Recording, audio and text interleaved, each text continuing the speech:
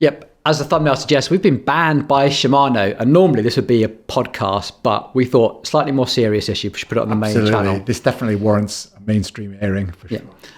If you haven't seen the Vodcast channel, go and check that out. We'll put the link below. But this was a pretty important thing. So the story is, we put out a video a little while ago, actually a really nice video about doing a service for someone, in which we said the recalls, they've gone back to Shimano. It's pretty much what we do with all our cranks now that we get through that Shimano recall. We don't bother just to inspect them, we just ship them back. It seems to be the industry norm on all the bike forums, sort of shop mechanic forums that we follow. They all just say, just ship them back, get a new set. But Shimano took a little bit of offence to that. We got a phone call from Madison, actually, who had apparently spoken to Shimano. And they asked us, one, to take the video down, which we haven't done. I think that's not journalism. Nope. And two, they said that we are adding you to the banned list. Sounds pretty serious. which means that we can no longer administer their crank inspection and replacement program. Which is pretty disappointing. It is. So this subject has been covered to death. And I think we wanted to add some clarity, but also let you guys know why, if you came into MapDeck and you had your crank as part of that, why we couldn't do it and how we are going to go ahead and administer it in the future. And what we've been doing today and why we've taken that approach. Yeah. Absolutely. And in fact, Simon's on the show today because this actually happened to your bike. So back when all this was announced, yours was one of the very first cranks that we inspected. Yep. Seemed okay. And left the shop happy, visual inspection. At the start of all of this, we were like, okay, fair enough. It looks okay to me. Then we had a lot more people come in, and those customers were complaining, well, how do I know it's safe? I don't know if it's safe. I think that was the greatest concern that I was observing. And even we see comments now on our videos on this point, basically saying, okay, but you've checked it. What's to say it's not going to fail tomorrow or next week? What gives me the confidence to keep riding, knowing that this is going to hold up and not fail on me? And as it turns out, it wasn't, because yours failed. So yeah, just a few weeks after we'd done all those checks, as recommended by Shimano, I left the shop thinking that's great and rode it for a few weeks. And then I was in the process of doing my 30-second efforts, which are max efforts, and I was really powering down, and suddenly it went. And it really threw me. I mean, I was lucky I stayed upright and didn't come off. The speed I was going, the effort I was putting in, I was pretty lucky to stay upright. It's terrifying. Yeah, it was pretty terrifying. Yeah. And I really wouldn't want to put one of our customers through that experience. It was bad enough going through it myself, but subject somebody to that experience. And then what was even worse, that was bad enough, but I had a long ride home from there. It was really stressing my knee as the play on everything. So it's definitely not something I mean, you brought it into us and it was all like bent and mangled and stuff. It was lucky that it hadn't completely delaminated and just failed into two bits on the side of the road there. So our policy was always, we don't want to be the one that says this is a pass. We always thought that even though that Shimano gave a liability release, that liability release in our mind wasn't strong enough. And also we had customers coming up to us and really saying, well, how do I know it's safe? And also they'd come back the week later and say, can you inspect it again? It's still creaking. I'm not convinced this is not going to fail. And more to the point, well, I want a new one. I'm like, I'm just going to keep coming back every week until you fail it. And so eventually we were just, okay, fail it. So just so you guys know what actually happened, you bring your crank in, we do inspect them, even though I said we don't inspect them, we do, we have to, because in order to send them away to Shimano, we have to take them apart, we have to clean them, we have to fill in this form, and on this form we have to take pictures of the back, the side, the front, etc., and show that we have actually cleaned it and done the inspection. But it asks us, inspection passed or failed? Yeah, there's no in between. There's no can you have another opinion? It's a pass or a fail. So our policy has always been, if it's failed, like yours had clearly failed, second time around, it's obvious. It's a fail. Yeah. But we would never write the word pass. We would always write something like customer reports creaking, customer not happy with the pass, unsure, concern, blah, blah, blah. Concern, please check. We'd always write something. We would never, ever write just the word pass. So we thought that we'd send them off to Shimano, and Shimano would then offer a second opinion. But they didn't do that, apparently, according to the guy at Shimano. They were just shipping them. They were just shipping them. So we were like, okay, fair enoff. we naturally thought that surely if we put some comment, they're going to do some extra checks that we're not capable of doing, or they have more insights. And the process clearly has been, they've just been sending them out. Yeah. Which has been great for the customers, because the customers have that reassurance, I've got a new one. Chance of failure should be like minimal or zero. Yeah, exactly. You've got someone from Shimano who's more qualified or more experienced than we are, or any other bike shop is, at checking this very specific part. And for the record, I mean, Shimano never ever sent one of these back to us saying, no, it's perfectly good. No. Put it back on the bike. No, that never happened. No, they always sent out a replacement. So, that's what we did. So that was our policy. I've always put our customers first. And I've never thought, I'm going to be on the side of Shimano here. I think our customers come first. Well, it's doing the right thing. Doing the right thing is, if we're not sure, which we weren't, we put a comment on. We never said it passed, we just put a comment on. And really, we're looking for Shimano to give a bit of extra insight in terms of, is this good, bad, should it go back on the bike, or are you going to send a replacement? Yeah, it's your responsibility. It's not for us to do. So the interesting thing for me was there is a list of banned shops. I didn't realise that. Nor did I. I was like, and the guy was saying, it's a privilege to be on the list. we're adding you to the list of banned shops. I said, how many people are on this list? He said, how big is the list? Yeah. So, and the reason I'm concerned about that is, and I'm smiling about it, and I shouldn't be, because it's awful, and that is that they are judging shops on their pass and fail rate.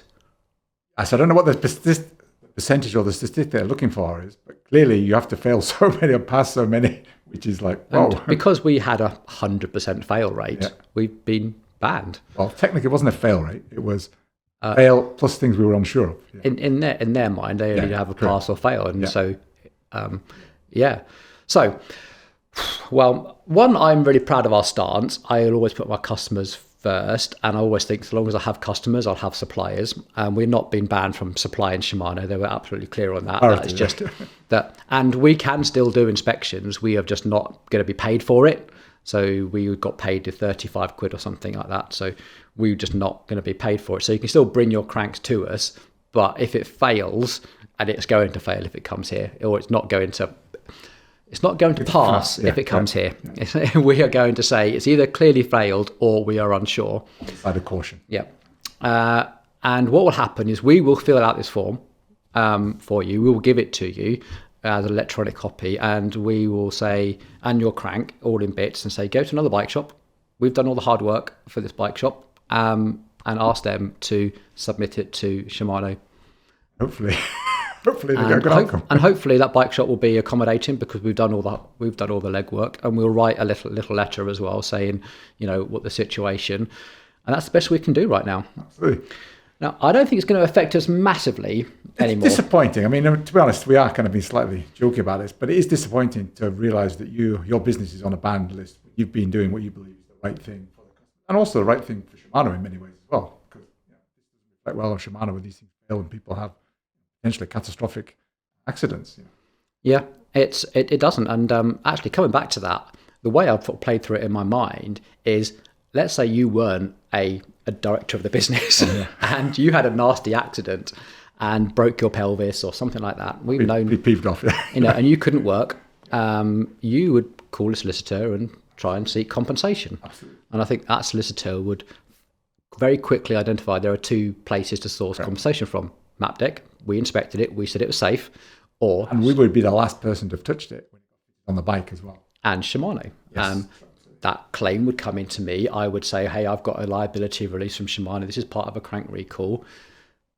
But even if that played out, it is still a load of time and effort and stress. And I've got better things to do than fight out a case like administration, the email, the communications would just tie us up in knots and distract us from what our core focus is, which is servicing our customers. Yeah, absolutely. We're busy enough as it is. I don't need to be communicating with insurance companies and solicitors and doing this. Even if it turned out like I could just shift everything to Shimano, there would still be a whole load of paperwork and rubbish, which I'm not very good at.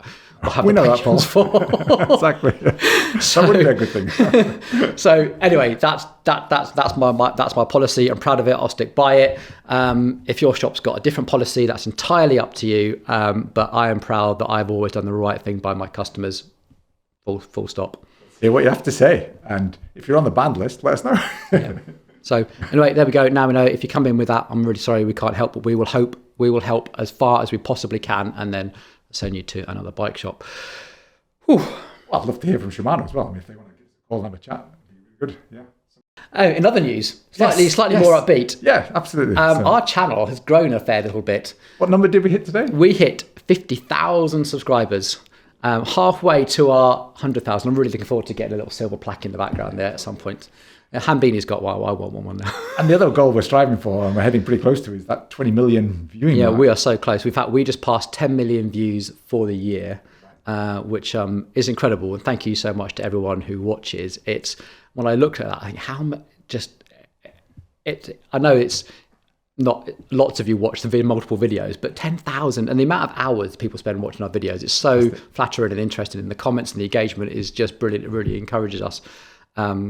Incredible. So yeah, we're celebrating a little bit. Absolutely. And it just excites us because obviously our key focus here is to kind of educate and entertain. And that's what the channel's really doing. And great to see your feedback, to hear whether we are hitting those marks in terms of good education, good entertainment, getting the balance right. So forward to hearing more. And with that comes, we need to make some money out of it, because as we get a bit bigger, it turns away from being a little bit of a hobby and a little bit of production costs, a little bit of a side thing. And we want to, and I personally like to do things well. And I look back on some of the videos that I made, which are very much hobby level, and I look really, really proud of the quality of our videos, and every single one I feel like is getting bigger and bigger and better and better. But it costs money and it costs time, and I want to keep making things better. And now we're getting the opportunity to potentially make some money from the channel, which we can reinvest back in the channel. And make it bigger and better and stuff. So and we've definitely caught the eye of lots of people for sponsorship. Interesting ones, Some very interesting ones. And we were chatting about a manifesto, like what would it be? You know, how do we make sure that we still maintain our integrity and everything else? And so we kind of decided that we are a shop, absolutely. And we try and make that abundantly clear to people. We have dealerships like Look and Time, and we are dealers of brands. That should be pretty evident. But most things that you see on the channel cycling related, in fact, everything you see on the channel cycling related, we paid for. Correct. It might be at a reduced rate because we're suppliers, but we paid for it. But we are getting opportunities to feature other things, which we're exploring, which leads us on to this magnificent desk. This is something that we never really thought would be a thing, but reach out. We were looking for a desk because we want a better desk for doing podcasting. I'm still not quite sure about this setup, but it's good. But I also wanted a desk because I want to do wheel building videos to the point where you can get the camera set up and you can talk to the camera while you're wheel building. So this is a desk made by a company called FlexiSpot. It goes up and down. Look. Ooh. Isn't that great? It's great. It's all electronic. It's all electronic. It's sort of IKEA-ish sort of quality on the top here, but at the same time, I think you can buy lots of different types of ones. We just went for plain black and try and keep things nice different colour tops, different sizes, widths, lengths, etc. They come in all various shapes and forms, and I think a lot of the tops are interchangeable. Most impressive thing, it didn't come with any instructions. Yeah. And I figured it out. It hasn't fallen over yet. You're a mechanic, Paul. So you might see this in the future videos with wheel building stuff, and we might just do a little shout out for things like this. But no, it's good that FlexiSpot keen to engage with us. We're always keen to explore those kind of things, as Paul said. Yeah, and I think we're definitely going to stay true and say that anything cycling related is going to be part of our shop dealer relationship, and anything else that comes our way, we will make sure we know. We'll put like a little bit sponsored content on it, and we'll try and keep it as fair as possible. And hopefully you guys realise that, we're a shop trying to pay our bills, and things like this definitely help. Excellent. There we go. That was an episode. Yeah. Right, time for you guys to go and fire up the comments. What do you think about everything we've talked about? That is the Shimano band list and how we approach our manifesto. I really hope that you guys are involved in us writing that. And when we get it written, we are definitely going to announce that in a different video about this is our stance on stuff. And so, get your comments down below. What would you like us to do and not do? Help us on the way to 100,000 subscribers. Yep. Thanks for watching. Take it easy.